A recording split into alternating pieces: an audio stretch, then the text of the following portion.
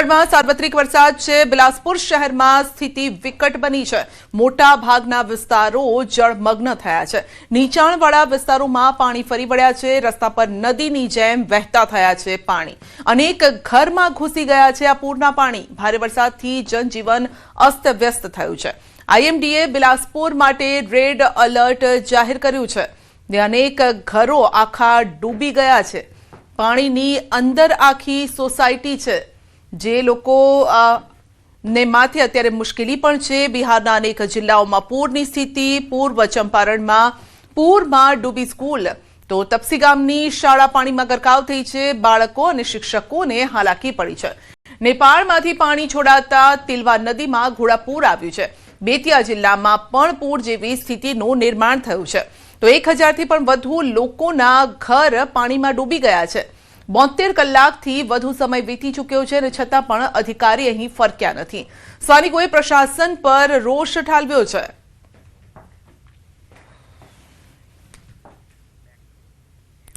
સુરત શહેરમાં યુવાને સાપ પર મૂકી દીધો પગ। ભૂલથી પગ મુકાતા સાપે ડંખ માર્યો છે। શહેરની એક સોસાયટીમાં સાપ આવી ચડ્યો। યુવક ઘરની બહાર નીકળતાની સાથે સાપે ડંખ માર્યો। ભૂલથી સાપ પર પગ મૂકી ગયો અને સાપે ડંખ માર્યો છે। ઘટના સીસીટીવીમાં કેદ થઈ છે। યુવકને તાત્કાલિક હોસ્પિટલ ખસેડવામાં આવ્યો હતો। તો સીસીટીવી સામે આવ્યા છે અને જેમાં આપ જોઈ શકો છો કે યુવક ત્યાંથી પસાર થઈ રહ્યો છે અને એ સમયે જ ભૂલથી એનો પગ સાપ ઉપર પડી ગયો હતો અને અચાનક જ સાપે ડંખ મારી દીધો હતો અને એ સમયે કંઈ તે સમજી પણ નહોતો શક્યો। આસપાસ કોઈ વ્યક્તિ પણ ઊભું છે જેની સાથે તે વાતચીત કરી રહ્યો છે। આપ ફરીથી જોઈ શકો છો કે જેવો જ યુવક બહાર નીકળે છે અને તેવો જ ત્યાંથી જે પસાર થવાનો પ્રયત્ન કરે છે તો એનો પગ એ સાપ ઉપર પડે છે અને ત્યારબાદ સાપ પર પડતાની સાથે જ તુરંત તે ડંખ મારે છે।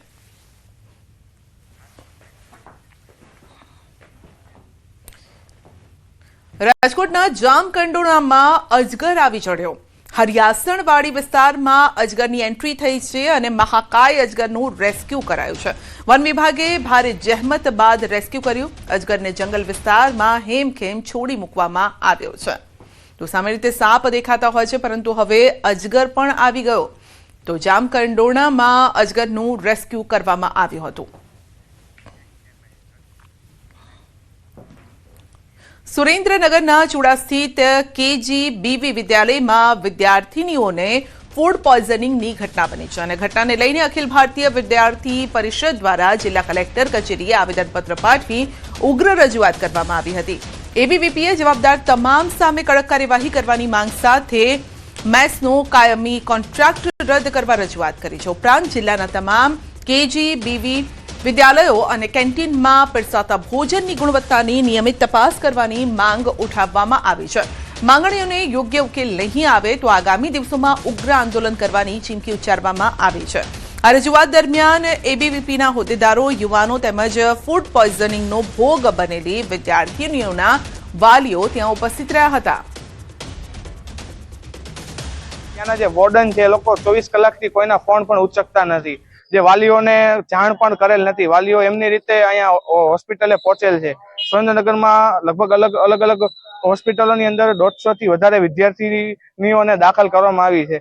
કડક પગલાં લેવામાં આવે અને તે લોકોને ફરજ મુક્ત કરવામાં આવે। એમની રીતે કાર્યવાહી કરતા હતા પણ દીકરીઓને સારું ન થયું।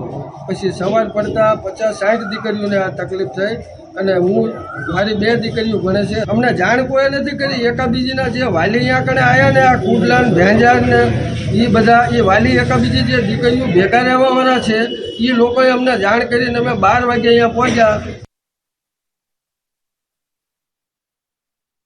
આ પ્રાથમિક શાળા વિવાદના વમળમાં ફસાઈ છે। શાળા દ્વારા મંજૂરી વિના બાલવાટિકા વર્ગો શરૂ કરવા, વિદ્યાર્થીઓના નામ સરકારી રેકોર્ડમાં નોંધાયા ન હોવા અને યુઆઈડી નંબર જનરેટ ન કરવા અને પીટીએ કમિટીની રચના ન કરવા જેવી ગંભીર બેદરકારી સામે આવી છે। શાળા દ્વારા કરાતી મનમાની સામે વાલીઓએ જિલ્લા પ્રાથમિક શિક્ષણ અધિકારી કચેરીમાં ફરિયાદ કરી તો વાલીની ફરિયાદના આધારે શિક્ષણ વિભાગે સમગ્ર મામલે તપાસ કરી. સુનાવણી દરમિયાન શાળા સંચાલકોએ પણ આ વહીવટી ખામીઓ સ્વીકારી હતી, જેના પગલે શિક્ષણ વિભાગે આઈટી એક્ટ હેઠળ શાળાને ₹15,000નો દંડ ફટકારી 7 દિવસમાં તમામ ખામીઓ દૂર કરવા આદેશ આપ્યો. વાલીઓની જાગૃતિ અને કાયદેસરની લડતથી શિક્ષણ ક્ષેત્રે જવાબદારીનું એક મોટું ઉદાહરણ સામે આવ્યું. સ્પષ્ટ કહેવામાં આવે છે કે જીઆર ડેટા અદ્યતન હોવો જોઈએ, સાથે સાથે એનો જે યુઆઈડી નંબર બાળકનો જનરેટ કરવાનો હોય એ, પછી જે ઠરાવની બીજી જોગવાઈઓમાં પીટીએની રચના કરવી, બધું જ એ વેબસાઇટ ઉપર છે જ. Gujarat pre primary registration portal ઉપર એ આપેલું જ છે. તો એ બધી જોગવાઈઓમાં આ શાળાની જે આ ભંગ થતો હતો જોગવાઈઓનો, એટલે વહીવટી અનિયમિતતાઓ હતી, એ બદલ જિલ્લા પ્રાથમિક શિક્ષણ અધિકારી તરીકે હું એમને ₹15,000નો દંડ ફટકારેલ છે. અમરેલીના લાઠી શહેરમાં મેઘરાજાનું આગમન થયું છે. વહેલી સવારથી આકાશમાં કાળા ડિબાંગ વાદળો ઘેરાયા હતા અને બપોર બાદ મેઘરાજાએ ધમધોકારે એન્ટ્રી કરી છે. મેઘરાજાની પધરામણીથી વાતાવરણમાં ઠંડક પ્રસરી છે. તો લાઠી શહેર અને આસપાસના વિસ્તારોમાં વરસાદી ઝાપટા પડ્યા. વધુ અપડેટ મેળવીશું સંવાદદાતા રાજન પાસેથી. જી રાજન, થોડા દિવસોથી જાણે મેઘરાજા હેત વરસાવી રહ્યા હોય તેવું લાગી રહ્યું છે. આજે કયા કયા વિસ્તારોમાં વરસાદ? સંધ્યા, આમ તો છેલ્લા 2 દિવસથી સતત વરસાદી માહોલ છે સમગ્ર જિલ્લામાં, પરંતુ મોટાભાગના વિસ્તારોમાં વરસાદી ઝાપટા આવી રહ્યા છે. આજે બપોર બાદ લાઠીમાં સારો એવો વરસાદ પડ્યો છે. આ સિવાય વડિયા અને કુકાઓમાં પણ વરસાદ હોવાના સમાચાર છે. જો કે હજુ ધોધમાર વરસાદ સમગ્ર જિલ્લાના ખેડૂતો રાહ જોઈ રહ્યા છે, કારણ કે સાર્વત્રિક વરસાદની હજુ તંગી વર્તાઈ રહી છે. પરંતુ જે રીતે વરસાદી ઝાપટા પડી રહ્યા છે તેનાથી ખેડૂતોને આશા બંધાય છે કે હવે ટૂંક સમયમાં જ મેઘરાજા મન મૂકીને વરસશે. સંધ્યા. જી, આપનો આભાર. બનાસકાંઠાના જાગીર મઠના વાયરલ વિડીયોનો મામલો છે. 3 લોકો દ્વારા વૃદ્ધને માર મારતો વિડીયો વાયરલ થયો છે. વૃદ્ધને માર મારી માફી મંગાવતા લોકોમાં રોષ છે. ઘટનાના ઘેરા પ્રત્યાઘાત પણ જોવા મળ્યા છે. વૃદ્ધને માર મારનારાઓ સામે કડક કાર્યવાહીની માંગ કરાઈ છે. કાંકરેજના ચૌધરી સમાજના આગેવાનો પહોંચ્યા પાલનપુર. એસપી કચેરીએ પહોંચી જિલ્લા એસપીને રજૂઆત કરી. પોલીસે ગુનો નોંધી 3 આરોપીઓની અટકાયત કરી. ઓગળદેવ દરબાર જાગીર મઠમાં આ ઘટના બની હતી. વધુ અપડેટ મેળવીશું સંવાદદાતા કિશોર પાસેથી. જી કિશોર, આખી ઘટના શું છે? ચોક્કસ સંધ્યા, જે બનાસકાંઠાના કાંકરેજ તાલુકામાં ઓગળમાં દેવ દરબાર જાગીર મઠ આવેલો છે. આ મઠની અંદર એક વૃદ્ધને લાવવામાં આવ્યો હતો અને 3 જેટલા શખ્સો દ્વારા તેને માર મારવામાં આવ્યો હતો અને તે વિડીયો છે તે વાયરલ થયો હતો.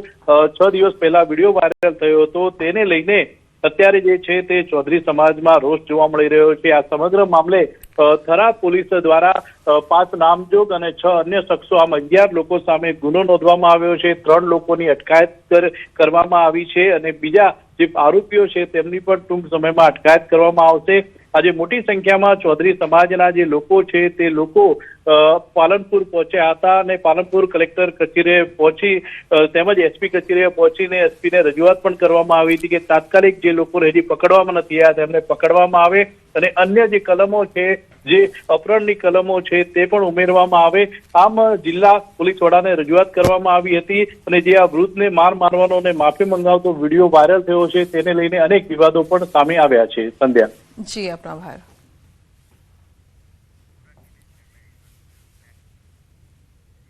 સુરતમાં સિગારેટની લતે યુવાનને બનાવ્યો ચોર. મોટા વરાછામાં યુવાને મચાવ્યો આતંક.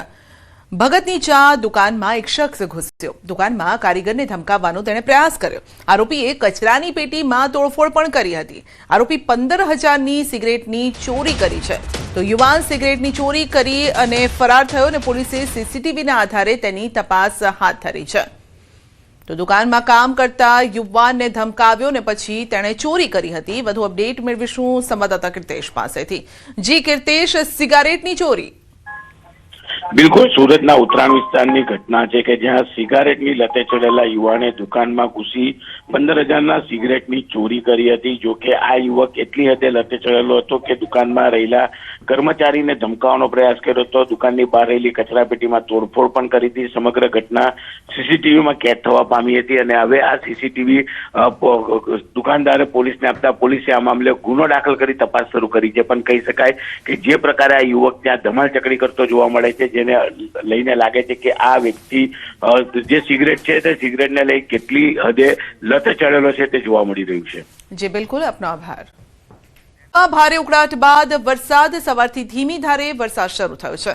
કેટલાક વિસ્તારમાં ધોધમાર વરસાદ છે. ક્યાંક ધીમી ધારે, ક્યાંક વાદળિયું વાતાવરણ છે.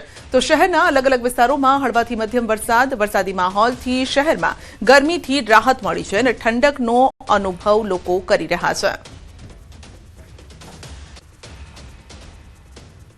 દક્ષિણ ગુજરાતમાં જામ્યો છે મેહુલિયો. વલસાડ પંથકમાં પણ સવારથી વરસાદ શરૂ છે. ગામડાઓમાં ધોધમાર વરસાદ. ભાગડાવડા, કોસંબા, તિથલમાં વરસાદ છે. તિથલ રોડ અને હાલર રોડ વિસ્તારમાં પણ વરસાદ છે. તો વિરામ બાદ મેઘરાજા મહેરબાન થતા ખેડૂતોમાં ખુશીનો માહોલ. લોકોને બફારામાંથી મુક્તિ મળશે.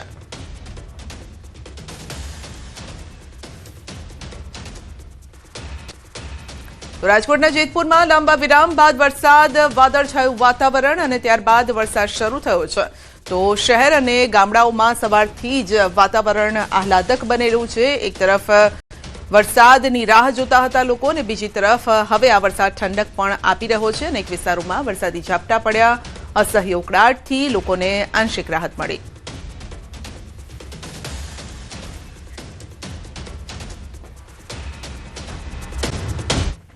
સૌરાષ્ટ્રમાં વરસાદ ખેંચાતા ચિંતા વધી છે. સુરેન્દ્રનગર, રાજકોટમાં વરસાદની ઘટ. સુરેન્દ્રનગર અને રાજકોટમાં ઘાસચારાની તંગી. ધારાસભ્ય રમેશ ટીલાળાએ કરી છે રજૂઆત. ઘાસચારાનું વહેલી તકે વિતરણ કરવા માટે માંગ કરી છે. રાજ્ય સરકારને ઘાસચારા મુદ્દે રજૂઆત કરાઈ છે. વહેલી તકે ઘાસચારો મળે તેવા પ્રયાસ કરવામાં આવશે. તો વરસાદ ખેંચાતા રાજ્ય સરકાર અલર્ટ. મુશ્કેલી પડે ત્યાં સરકાર સાથ આપવા માટે તૈયાર છે. ટૂંક સમયમાં સરકાર દ્વારા ઘાસચારાની વ્યવસ્થા કરવામાં આવશે તેવું કહેવામાં આવી રહ્યું છે. સુરેન્દ્રનગરના અમુક વિભાગ અને રાજકોટ જિલ્લાના અમુક વિસ્તારમાં વરસાદ ઓછો છે, એટલે ઘાસચારાની મુશ્કેલીની હિસાબે અહીંથી જે કાંઈ વીડીનું ઘાસચારું છે એનું વહેલી તકે વિસ્તરણ ચાલુ કરી અને વધુ લોકોને સુવિધા મળે અને મુશ્કેલી ન પડે એના માટેની હવે અમે રાજ્ય સરકારમાં રજૂઆત કરી અને વહેલી તકે ઘાસચારો બધાને મળે એવા અમારા પ્રયત્ન. જ્યારે વરસાદ ખેંચાય ત્યારે આવું બનતું હોય અને રાજ્ય સરકાર અને કૃષિ વિભાગ એમાં ખૂબ એલર્ટ છે. મારે જીતુભાઈ વાઘાણી સાથે પણ ટેલિફોનિક વાત થઈ. જ્યાં જ્યાં મુશ્કેલી પડે અહીંયા સરકારને આપણને સહકાર આપવાની તૈયારી પણ દર્શાવી છે. અને પહેલાં કીધું એમ અત્યારે મુખ્યત્વે ઘાસચારાની મુશ્કેલી છે અને એના માટે વિસ્તરણ વહેલું ચાલુ થાય એવી સરકારની તૈયારી છે અત્યારે. સરદાર સરોવર નર્મદા ડેમની સપાટીમાં વધારો. નર્મદા ડેમની સપાટી 127.50 મીટર પર પહોંચી છે. ઉપરવાસમાંથી 16,335 ક્યુસેક પાણીની આવક છે. ડેમના RBPHના તમામ પાવર હાઉસ ચાલુ કરાયા છે. ડેમની મહત્તમ સપાટી 138.68 મીટર છે. સમાચાર છે સરકારી કામમાં ભ્રષ્ટાચારનો આરોપ લાગ્યો છે. મોટા ગરાજિયામાં નવનિર્મિત ચેકડેમમાં ગેરરીતિનો આરોપ લાગી રહ્યો છે. આરસીસી કામમાં પથ્થરો નાખવાનો આક્ષેપ થઈ રહ્યો છે. કોન્ટ્રાક્ટર કામગીરી પર સવાલો ઉઠ્યા છે. તાલુકા વિકાસ અધિકારીને આ અંગે જાણ પણ કરવામાં આવી છે. વિડીયો વાયરલ થતા તંત્ર આ મુદ્દે તપાસ કરે તેવી માંગ થઈ રહી છે. આ વિડીયો 3 દિવસ પહેલાનો હોવાનું અનુમાન છે અને જેમાં આરોપ લગાવવામાં આવી રહ્યા છે કે પથ્થરો નાખવામાં આવી રહ્યા છે. સરકારી કામમાં થઈ રહ્યો છે ભ્રષ્ટાચાર. તો લોટ પાણીને લાકડા જેવા હાલ થયા છે. અહીંયા ઓલા લીમડા પાસે અહીંયા થોડું કંઈ કરેલું હતું, બરાબર. અને તે પછી એની અંદર પાણા નાખેલા હતા. એટલે મેં પછી અહીંયા આવ્યો અને એના કોન્ટ્રાક્ટરને વાત કરી કે ભાઈ આ કામ કોનું રાખેલું છે. એટલે એને ત્યાં પહેલાં સરપંચનું નામ દીધું. સરપંચને ફોન કર્યો એટલે એને તરત કીધું કે મેં નથી રાખેલું. એટલે એને કપિલભાઈ નામ દીધું. કપિલભાઈ મેં ફોન કર્યો એટલે કપિલભાઈ કીધું કે ભાઈ રમેશભાઈ પાણા નાખતા હોય તો પાણા બધાય કઢાઈ નાખો, તમે ત્યાં ઉપર ઊભા રહીને પાણા નથી નાખવાના દાદા, બરાબર. છતાંય પાણા અહીંયા ટ્રેક્ટર 2 ટ્રેક્ટર નાખેલા હતા. તો આરોપ લગાવવામાં આવી રહ્યો છે કે કામમાં ભ્રષ્ટાચાર થઈ રહ્યો છે. વધુ અપડેટ મેળવીશું સહયોગી નીતિન પાસેથી. જી નીતિન, નવનિર્મિત ચેકડેમમાં થઈ રહી છે ગેરરીતિ, કેટલી સચ્ચાઈ?